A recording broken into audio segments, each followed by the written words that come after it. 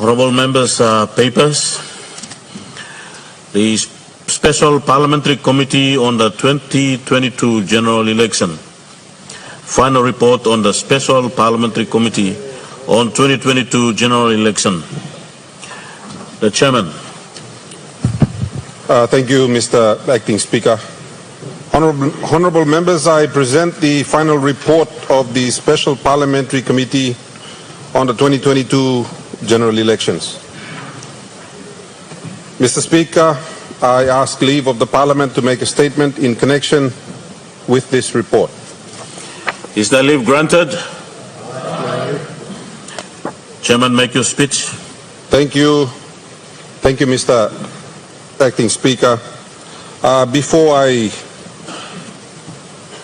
make my speech, I'd like to also, on behalf of the people of East Sepik, go on the Hansard and register our deepest condolences for the passing of the Honourable Maso Karipe. And I endorse all of the comments made by the leaders that spoke before me. We extend our deepest condolences to the people of Pogera in this instance and his family. I would also like to acknowledge the new member for Lagaip and welcome him to the House, and in so doing it was remiss of me not to welcome my own member of WIWEC to the House, but I did so individually, and also the member for North Bougainville, my good sister, and may I say it is so refreshing to have a loud voice from Bougainville finally on the floor.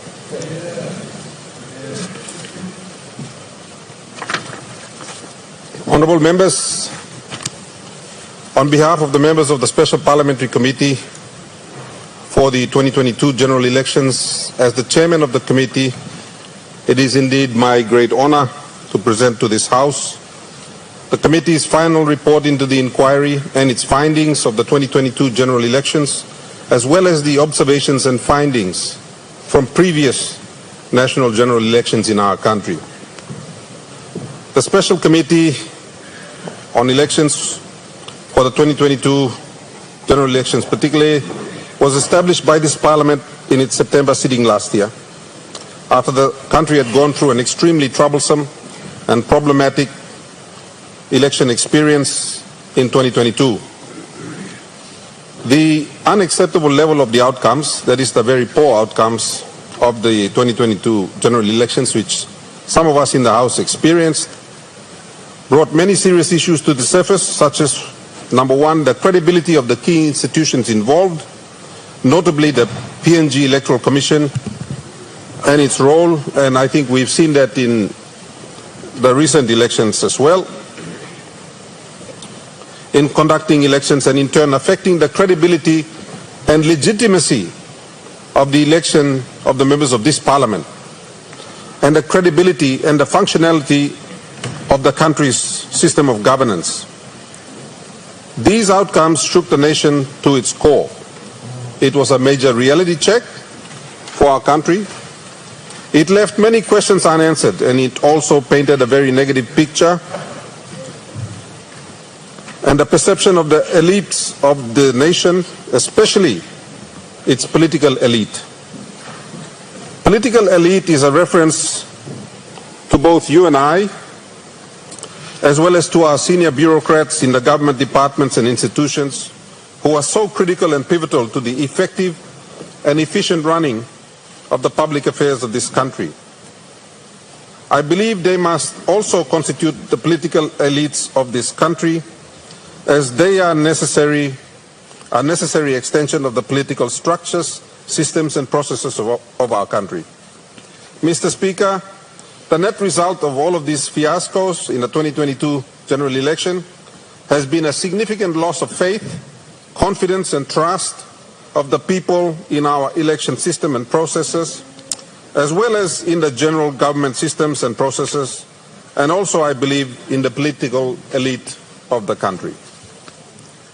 Such outcome has serious consequences for the credibility and survival of a democracy if we indeed desire to continue having a democracy public governance and leadership in Papua New Guinea, with very serious implications for the future as well. The survival and effectiveness of this nation-state of PNG and its social coherence, given our vast diversity of over 800 ethnic tribes and languages, makes it a national imperative that we get our game right, or we may lose that social glue that has helped to bring this very diversified country together and keep us together, thanks to the wisdom, foresight, and the enduring belief and infinite hard work of our founding leaders. On behalf of the members of my committee, let me take this moment to recognize them. Amongst them, of course, our late Grand Chief, Sir Michael Thomas Somare, and would also like to thank them all for their effort in putting this country together. The turbulent experiences of 2022, and also to a great extent other recent elections, notably 2017, seriously raised doubts on our country's ability to manage its election process and wider administration and stand beside other nations in the region, in the world, as a genuine, functioning democracy. Mr. Speaker, when this Parliament established the committee over 12 months ago to this day, the Parliament sent a very clear message that it was not happy with the status quo and that it wanted to see change and reform in our electoral system to bring back the confidence and trust of our people. The expression of this intent by Parliament was equally supported by the leadership of the Prime Minister, the Honourable James Marape, his Deputy, the Honourable John Rosso, and the government of the day, for which I and my committee must recognise, and we do. It is also important for me to stress here that this report has the support of two entities. And after the presentation of this report, particularly in its implementation phase, has the support of two entities. And may I mention them here? They are Transparency International, and I note they are represented in our gallery, in the Speakers Gallery. The other being the INA, they are also represented in the Speakers Gallery. And of course, NRI, they are also represented in the Speakers Gallery.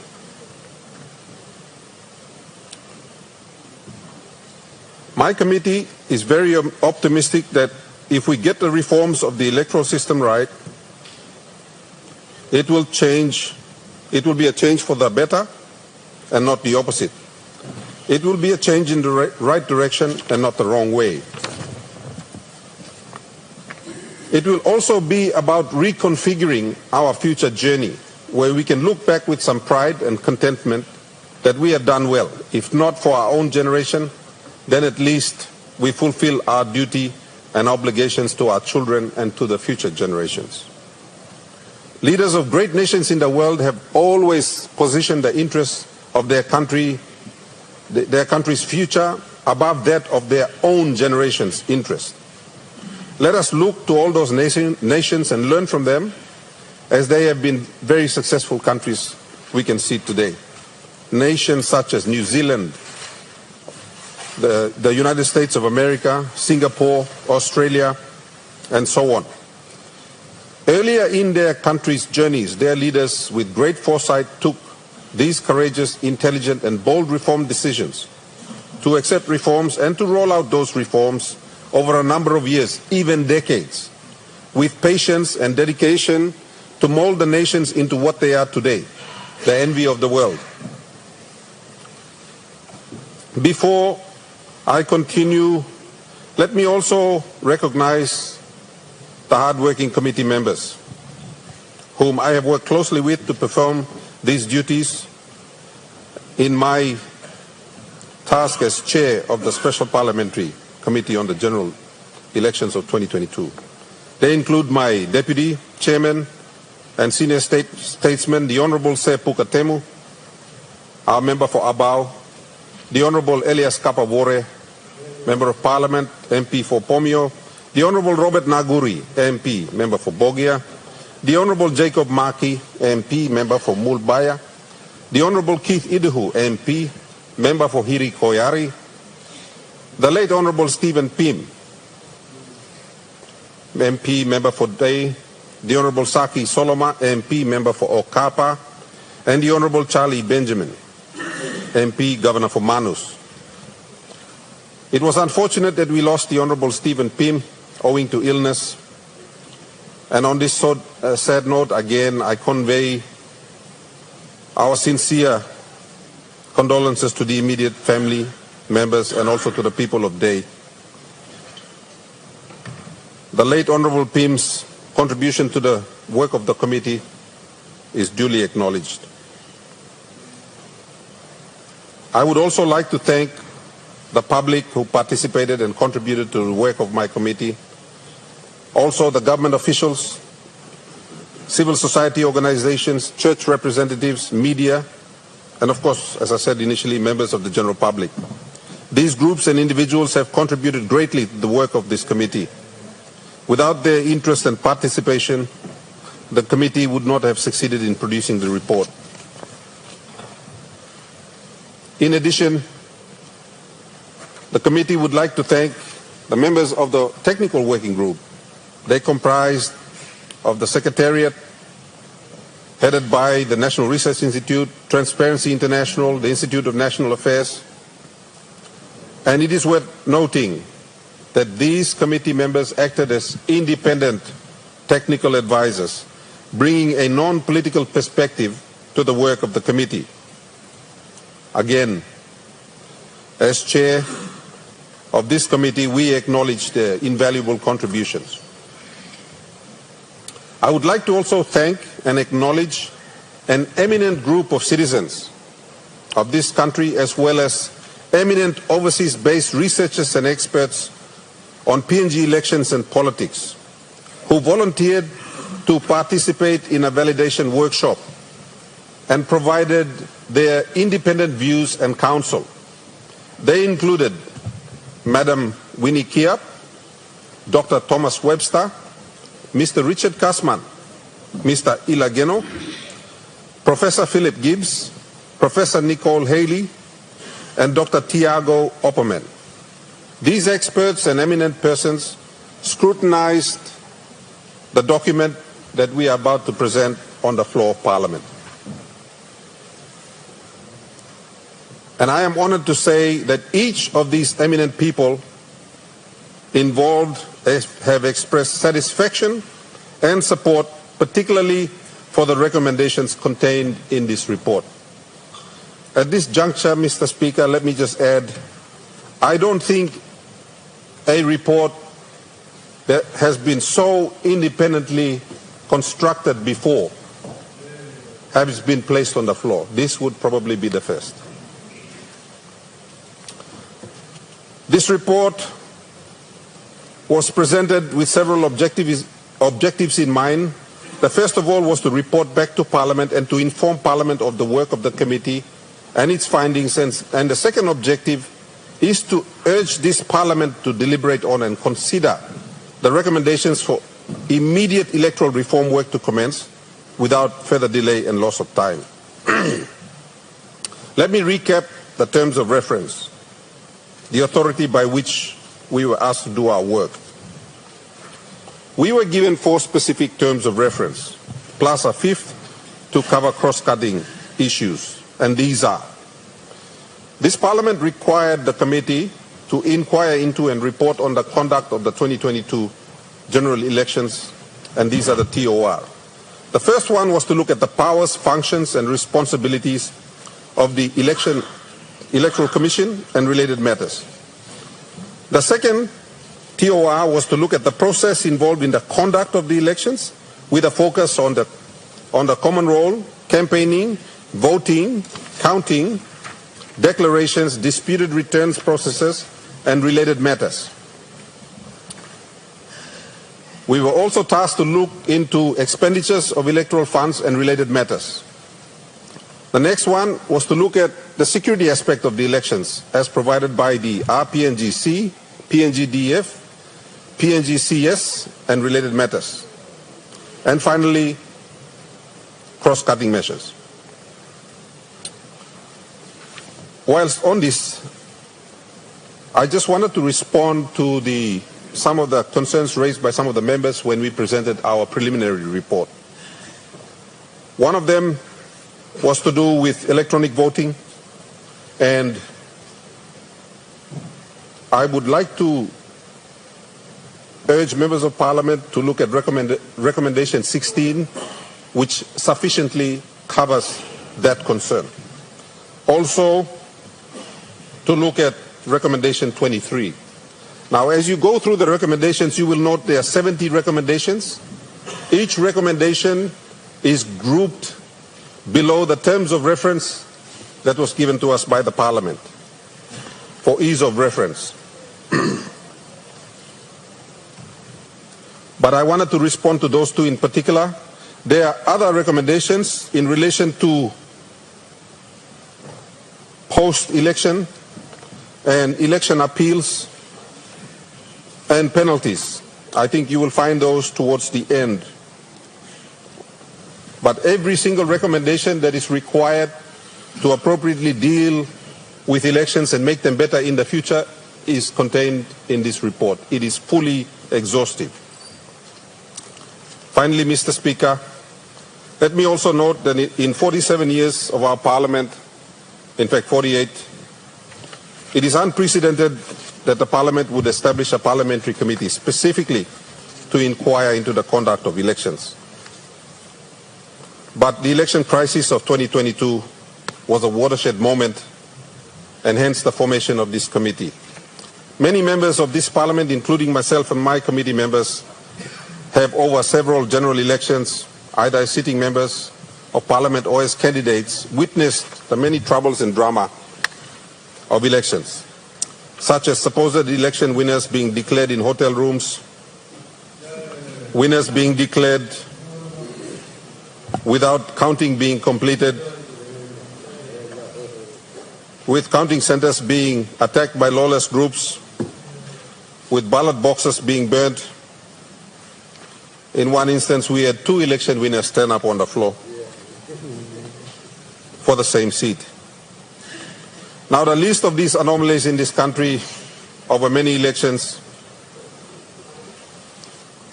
by the country's political elite is endless. But in the interest of time, I won't enumerate them all. The committee members have worked really hard over the past 12 months to meet the terms of reference and to make our findings. It's been a collective effort, and the findings and recommendations are also the committee's collective agreed position. In order to enable the general public to contribute to the inquiry, the committee conducted several public hearings and received written submissions. I won't go through all of that. Mr. Speaker, this is the final report. Last session we provided an interim report, and the reason for that was to try and get an impact on the budget. As you can appreciate, I haven't had the time to go through a substantial part of the budget. It's a significant document, but I'm hoping that we will find that there's been some allocation so that we can begin the work in earnest of fixing our electoral processes next year, particularly starting with an update of the electoral roll.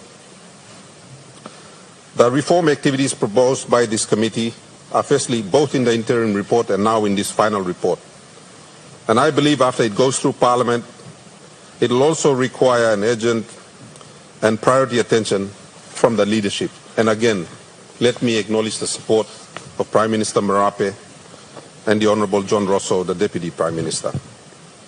Mr. Speaker, I just want to caution the House. According to the experts we've spoken to, this electoral reform will not be an easy one. It's going to take us 10 to 15 years to arrive at a point where we can say that we are all happy with outcome of elections and the work of reform. We say this because we have looked at experiences in Africa, Eastern Europe, in the Caribbean and in the Americas. Their electoral reform programs took an average of 15 years to bring about meaningful reform and change. So I just want to caution the leaders in this House, let's not expect miracles tomorrow. What took many years to destroy will not be rebuilt overnight. Drawing from those experiences, we have identified several core pillars which will underpin successful electoral reforms. The first one is, of course, political will. And I dare say we have that in this government, in our Prime Minister, and I'm sure all members of Parliament agree that fixing elections is an important outcome that this Parliament must achieve or start to work towards.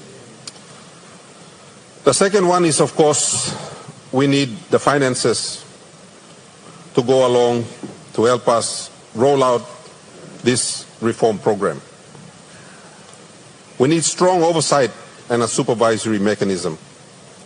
We need multifaceted reform programs, several but closely interrelated different reform activities will have to run parallel and at times with different timelines.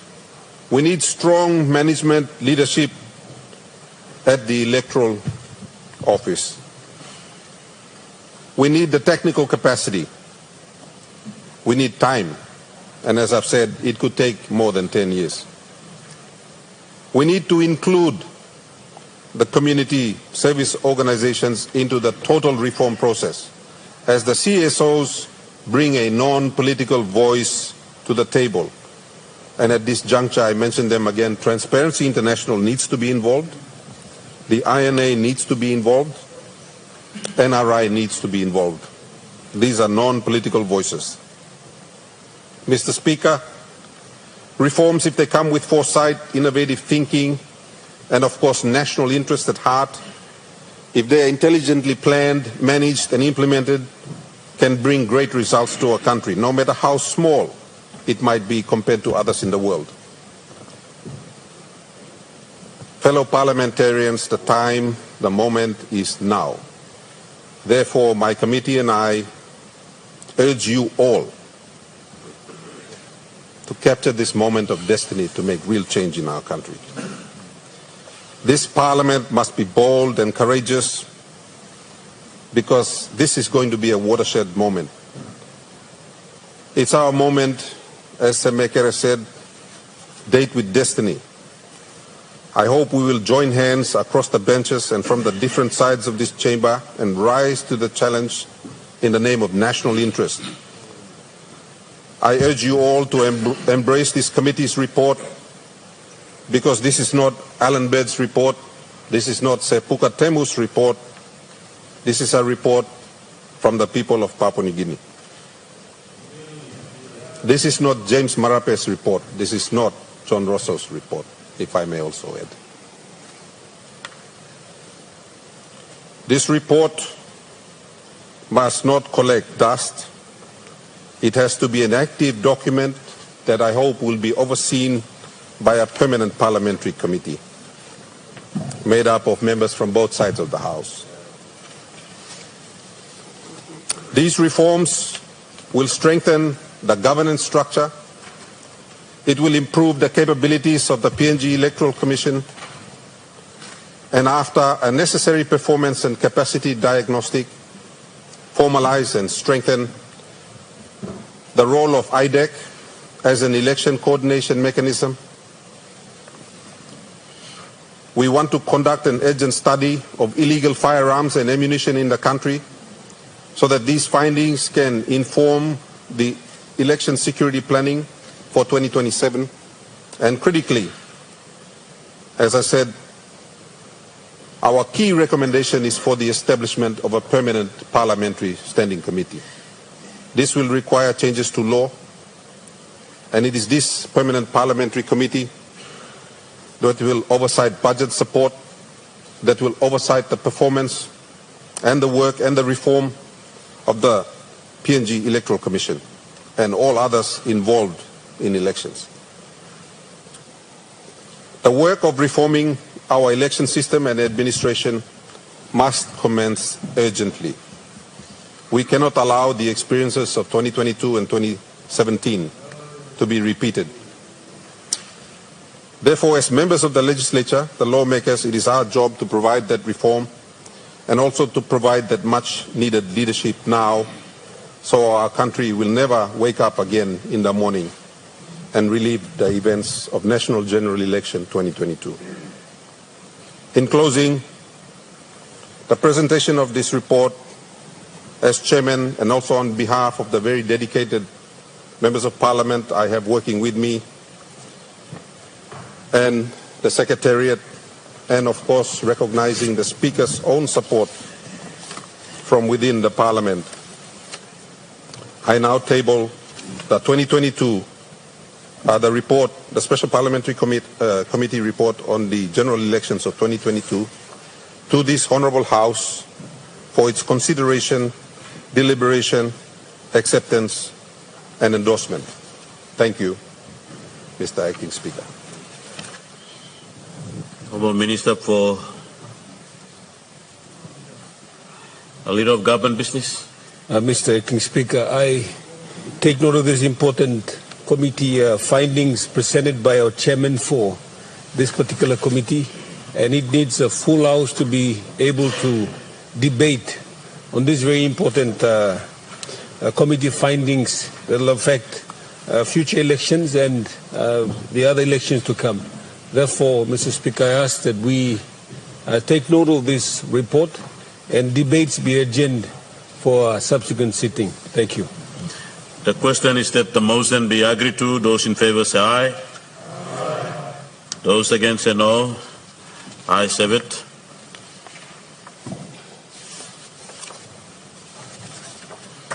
Leader of Government Business. Mr. Acting Speaker, I move that we adjourn Parliament to tomorrow 10 a.m. Thank you. The question is that the motion be agreed to. Those in favor say aye. Aye. Those against say no. Ayes have it. Honourable members, I now adjourn Parliament to tomorrow 10 o'clock a.m.